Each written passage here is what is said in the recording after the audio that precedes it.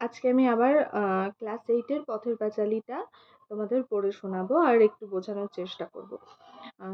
আজকে গতকালকে যতদূর পড়িয়েছিলাম, গতকালকে আমরা কতদূর পড়েছিলাম না, অপু দুর্গাকে খুঁজতে অনেক জায়গা যাচ্ছে এবং গাব গাছের তলা দিয়ে যেতে না পেরে সে পটলিদের বাড়ির উঠোনের সামনে দিয়ে পেরোচ্ছে। তখন পটলির ঠাকুমাকে জিজ্ঞেস করলো যে দিদিকে খুঁজতে বেরিয়েছি, দিদিকে কি তুমি দেখেছো? তো ঠাকুমা কি বললো? ঠাকুমা বললেন, দুর্গা এই তো বাড়ি গেল, এই কতক্ষণ যাচ্ছে, ছুটে যা দেখি বোধহয় এখনো বাড়ি গিয়ে পৌঁছয়নি। তার ঠাকুমা বললো যে এই একটু আগে বেরিয়ে গেল, তুই একটু তাড়াতাড়ি যা, তাহলে হয়তো তাকে রাস্তাতেও পেয়ে যেতে পারবি, পেয়ে যাবি। সে এক দৌড়ে বাড়ির দিকে ছুটিল। পিছন হইতে পটলির বোন রাজি চেঁচাইয়া বলিল, কাল সকালে আসিস অপু, আমরা গঙ্গা যমুনা খেলার নতুন ঘর কেটেছি, ঢেকিশালের পেছনে নিমতলায়, দুর্গাকে বলিস। তাহাদের বাড়ির কাছে আসিয়া পৌঁছিয়া হঠাৎ সে থমকিয়া দাঁড়াইয়া গেল। দুর্গা আর্তস্বরে চিৎকার করিতে করিতে বাড়ির দরজা দিয়া দৌড়াইয়া বাহির হইতেছে। পিছনে পিছনে তাহার মা কি একটা হাতে মারিতে মারিতে তাড়া করিয়া ছুটিয়া আসিয়াছে।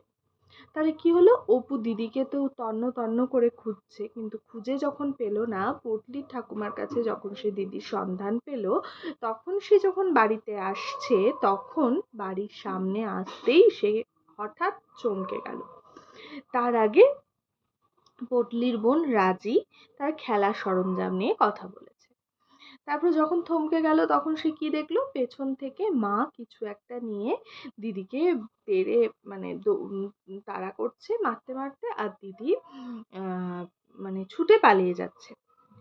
দুর্গা গাবতলার পথ দিয়া ছুটিয়া পালাইল। মা দরজা হইতে ধাবমানা মেয়ের পিছনে চেঁচাইয়া বলিল, যাও, বেরো, একেবারে জন্মের মতো যাও, আর কখনো বাড়ি যেন ঢুকতে না হয়, বালায় আপদ চুকে যাক, একেবারে ছাতিম তলায় দিয়ে আসি। তাহলে কি দিন রাত অপুর মা সর্বজয়া সেও তার মেয়ে দুর্গাকে সাপ সাপান্ত করে, এ এখনো করলো। একে তো তার সারাদিনের বাড়ির বিভিন্ন কাজ, তারপরে মেয়ের দৌরাত্ম্য, তারপরে বাইরে থেকে লোক এসে তাকে মেয়ের সম্পর্কে মানে দু চার কথা শুনিয়ে যায়। এর ফলে সর্বজয়া মাথা ঠান্ডা রাখতে পারেন না, এবং মেয়ে যখন এরপরেও বেরিয়ে গেল, বাড়িতে যখন থাকলো না, তখন সে কি করলো, সেরকম ভাবে চিৎকার করতে করতে মেয়েকে সাপ সাপান্ত করতে শুরু করলো। ছাতিম তলায় গ্রামের শ্মশান। অপুর সমস্ত শরীর যেন জমিয়া পাথরের মতো আড়ষ্ট ও ভারী হইয়া গেল। তাহার মা সবে মাত্র ভেতরের বাড়িতে ঢুকিয়া মাটির প্রদীপটি রোয়াকের ধার হইতে উঠাইয়া লইতেছে। সে পা টিপিয়া টিপিয়া বাড়ি ঢুকিতেছে। তাহার মা তাহার দিকে চাহিয়া বলিল, তুমি আবার এত রাত পর্যন্ত কোথায় ছিলে শুনি? মোটে তো আজ ভাত খেয়েছ। তাহলে কি হলো, অপু দেখছে মা, তার কিছুটা দিদির জন্য ভয় লাগলো। আর মা যে দিদিকে এরকম সাপ সাপান্ত করলো, যে গাবতলার কথা বলল, সেই গাবতলাটা হচ্ছে গ্রামের শ্মশান। এটা ভেবেই অপুর যেন কেমন একটা মন খারাপ শুরু হয়ে গেল। এবং সে মায়ের এই চিৎকার তো সে শুনেছে, তখন সে কি করলো, পা টিপে টিপে ঘরে ঢুকলো। আর সে যে পা টিপে টিপে ঘরে ঢুকছিল, তখন তার মা তাকে দেখে ফেলেছে। দেখে ফেলে বলছে, তুমি এত রাত অবধি তুমি কোথায় ছিলে? সেই তো মানে অল্প ভাত খেয়ে গেছে, সেটাই বলছে। তাহার মনে নানা প্রশ্ন জাগিতেছিল। দিদি আবার মার খাইলো কেন? সে এতক্ষণ কোথায় ছিল? দুপুরবেলা দিদি কি খাইলো? সে কি আবার কারো জিনিস চুরি করিয়া আনিয়াছে? কিন্তু ভয়ে কোনো কথা না বলিয়া সে কলের পুতুলের মতো মায়ের কথা মতো কাজ করিয়া ঘরের মধ্যে ঢুকিল। পরে ভয়ে ভয়ে প্রদীপ উস্কাইয়া নিজের ছোট বইয়ের দপ্তরটি বাহির করিয়া পড়িতে বসিল। সে পড়ে মোটে তৃতীয় ভাগ, কিন্তু দপ্তরে দুখানা মোটা ভারী ইংরেজি বই কি কবিরাজি ঔষধের তালিকা, একখানা পাতা ছেঁড়া দাশু রায়ের পাঁচালী, একখানা 1303 সালের পুরাতন পাঁজি প্রভৃতি আছে। নানা স্থান হইতে চাহিয়া এগুলি জোগাড় করিয়াছে এবং এগুলি না পড়িতে পারিলেও রোজ একবার করিয়া খুলিয়া দেখে। অপুর অনেক কথা মনে হলো দিদির জন্য, যে দিদি এতক্ষণ কোথায় ছিল, কি খেলো দুপুরবেলা। সে না হয় দুপুরে ভাত খায়নি, অন্তত যেটুকু খেয়েছে তার তো পেটটা তাও ভরেছে। দিদি তো খিদে সহ্য করতে পারে না। দিদির কি হলো, দিদি কোথায় গেল, দিদি আবার কি কিছু করেছে, মা আবার কেন মারলো, এই বিভিন্ন প্রশ্ন তার মনে জাগলো, কিন্তু সে সেই প্রশ্নগুলো মাকে করতে পারলো না, ভয়।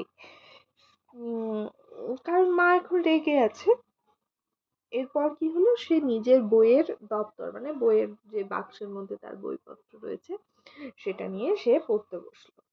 সেখানে সে পড়ে তৃতীয় ভাগে, কিন্তু তার কাছে একটা মোটা বই আছে, সেটা হয়তো ইংরেজি বই, নয়তো কবিরাজি বই। তাছাড়া দাশু রায়ের পাঁচালী রয়েছে, আর পুরনো একটা পাঁজি রয়েছে। সে এগুলো পড়তে পারে না, কিন্তু তবুও তার কাছে থাকলে পরে তার ভালো লাগে, সে দেখে।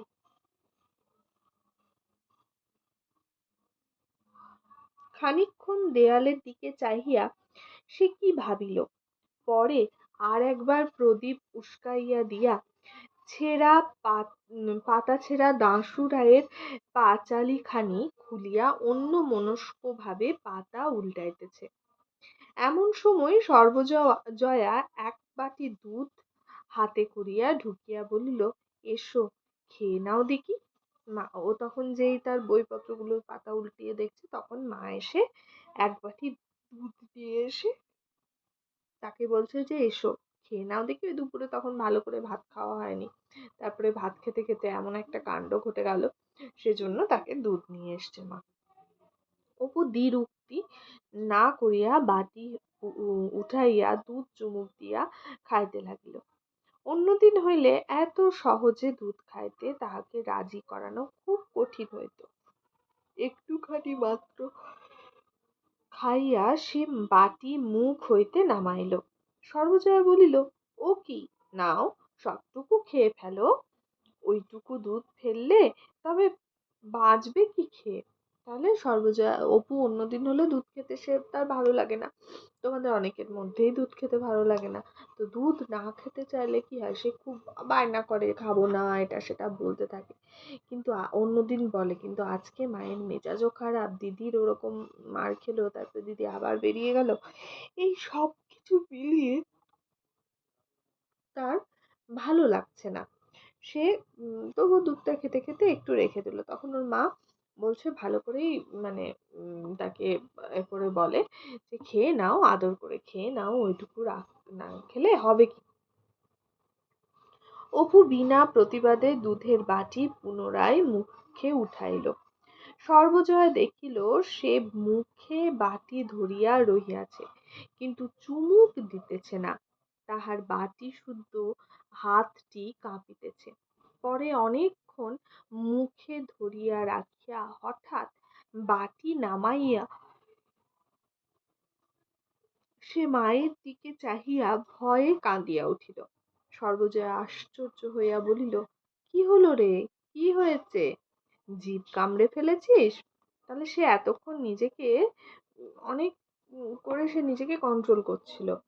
তারপরে মায়ের দেখবে, মা যখন বকে তখন খুব কষ্ট হয়, হ্যাঁ, তখন খুব রাগ হয়, কিন্তু সেই বকার পরেই যখন একটু আদর করে, তখনই যে কান্নাটা বকার সময় আসেনি, সেই কান্নাটা অনেক বেশি ভাবে চলে আসে। তো এখানে অপুরও তাই হলো।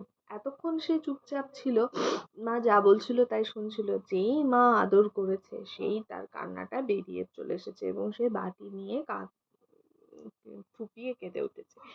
সর্বজয়া ভেবেছে যে কি আশ্চর্য, এরকম হঠাৎ করে কাঁদছে, কেঁদে উঠলো কেন। তখন বলছে, কি হলো রে, কি হয়েছে, জিভ কামড়ে ফেলেছিস? বাচ্চারা অনেক সময় খেতে গিয়ে জিভ কামড়ে ফেলে, সেটা। অপু মায়ের কথা শেষ হইবার সঙ্গে সঙ্গে ভয়ের বাঁধ না মানিয়া ডুকরিয়া কাঁদিয়া উঠিয়া বলিল, দিদির জন্য বড্ড মন কেমন করছে। সে তারপরে মায়ের ভয়টাকে না পেয়ে সে কেঁদে উঠে, মানে সে বলতে জীবের জন্য নয়, দিদির জন্য তার মন কেমন করছে। সর্বজয়া অল্পক্ষণ মাত্র চুপ করিয়া বসিয়া পড়িয়া সরিয়া আসিয়া ছেলের গায়ে হাত বুলাইতে বুলাইতে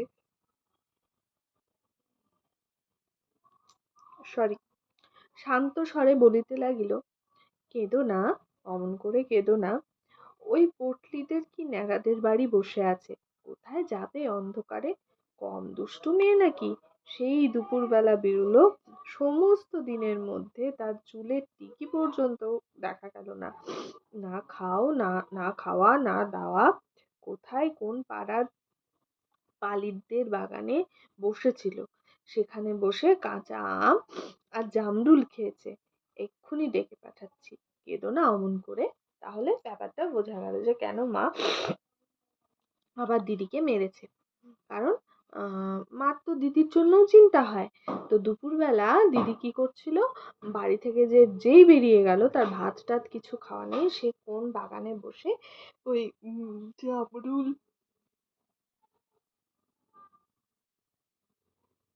সরি কাঁচা আম জামরুল খেয়েছে। তাহলে এই সমস্ত কিছু করলে তো দিদির শরীর খারাপ করবে, এবং সেটা দিদি বুঝছে না, তো সেই জন্য মা দিদিকে মেরেছিল।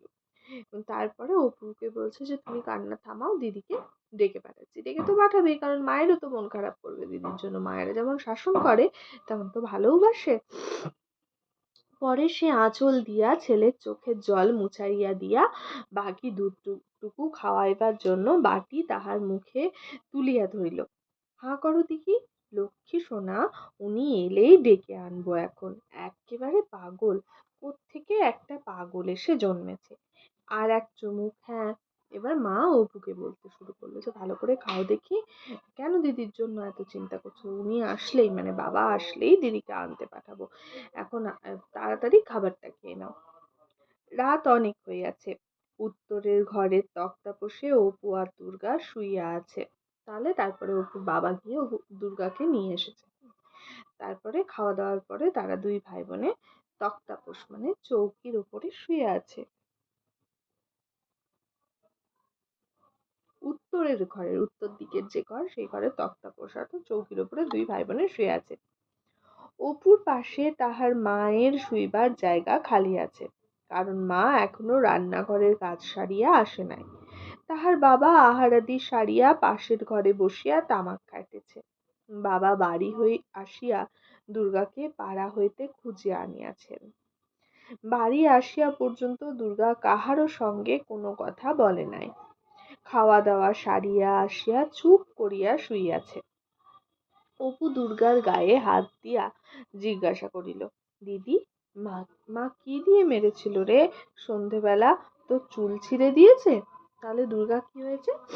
কারোর সঙ্গে কথা বলেনি। বাবা এসে দুর্গাকে নিয়ে এসছে, বাবা এসে খাওয়া দাওয়া করে ভাইয়ের পাশে, মানে বাবার সঙ্গে এসে দুর্গা খাওয়া দাওয়া করে ভাইয়ের পাশে শুয়ে পড়েছে। এতক্ষণ অব্দি সে কারোর সঙ্গে কথা বলেনি। এবার অপুর তো ভালো লাগছে না, তার দিদির জন্য তো তার কষ্ট হচ্ছিল।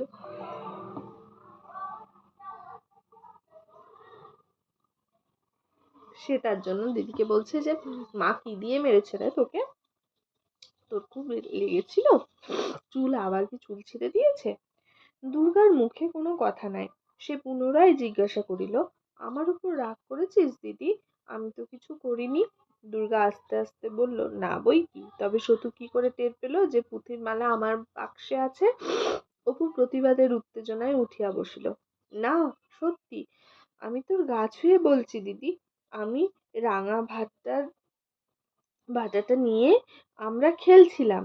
না, আমি তোর গা ছুঁয়ে বলছি দিদি, আমি তো দেখাইনি। আমি জানি নে যে তোর বাক্সে আছে। কাল সতু বিকেল বেলা এসেছিল, ওর সেই বড় রাঙা ভাটাটা নিয়ে আমরা খেলছিলাম।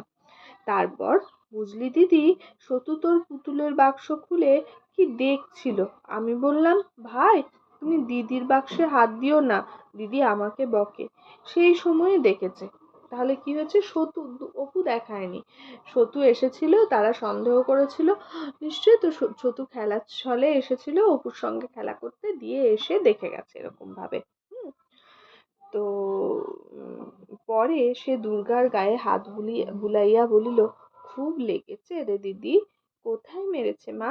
দুর্গা বলিল, আমার কানের পাশে মা একটা বাড়ি যা মেরেছে, রক্ত বেরিয়েছিল, এখনো কন কন করছে, এইখানে, এই দেখ হাত দিয়ে, এই। তাহলে মা এমন কানের পাশে, কানের এই পাশগুলোতে না বাচ্চাদের মারতে নেই, কাউকেই মারতে নেই, এখানে এমন মেরেছে যে দুর্গার রক্ত বেরিয়ে গেছিল, যে মা এমন মেরেছে না, পুরো রক্ত বেরিয়ে গেছে। তখন দেখাচ্ছে ভাইকে সে, এইখানে, তাই তো রে, কেটে গিয়েছে যে, একটু পিদিমের তেল লাগিয়ে দেবো দিদি? পিদিম মানে প্রদীপের, ওরা বিশ্বাস করতো প্রদীপের তেল লাগালে পরে ব্যথা যন্ত্রণা সেরে যায়। তাই বলছে একটু তেল লাগিয়ে দেবো দিদি? থাকবে, কাল পালিতের বাগানে বিকেল বেলা যাবো বুঝলি, কামরাঙা যা পেকেছে, এই এত বড় বড়, কাউকে যেন বলিস নে, তুই আর আমি চুপি চুপি যাবো। আমি আজ দুপুরবেলা দুটো পেড়ে খেয়েছি, মিষ্টি যেন গুড়। তাহলে দুর্গার মনের মধ্যে কোনো রকম কোনো বিদ্বেষ, কারোর জন্য রাগ সে পুষে রাখে না। প্রাণোচ্ছল একটা খুব সুন্দর প্রকৃতির কোলে বেড়ে ওঠা একটি মেয়ে হচ্ছে দুর্গা। তাকে সবাই বোঝে না, কিন্তু সে তার জন্য কারোর ওপরে রাগও করে না।